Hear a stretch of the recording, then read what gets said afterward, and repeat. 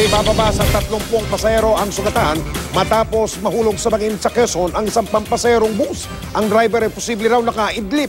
Nakatutok si Tina Panganiban Perez, Exclusivo.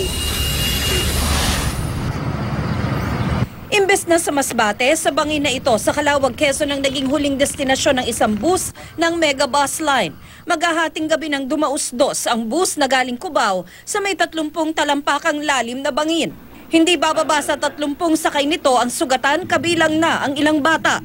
Habang naghihintay ng tulong, sumalampak na lang sa gilid ng kalsada ang ilan sa mga pasahero. Ganito naman ang itsura sa loob ng bus. Ang mga upuan na wala na sa forma. Basag din ang mga salamin.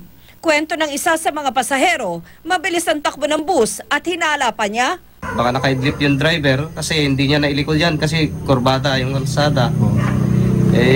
Yun, nahulog. Sa inisyal na investigasyon, ayon sa mga pulis, posible ngang inantok at nakatulog ang driver. Hindi naman nagbigay ng pahayag ang tsuper na kabilang sa mga nasugatan. Wala pa rin pahayag sa ngayon ng Mega Bus Line. Patuloy pa rin nagpapagaling sa ospital ang ilan sa mga biktima na kritikal ang lagay. Tina Panganiban Perez, nakatutok, 24 oras.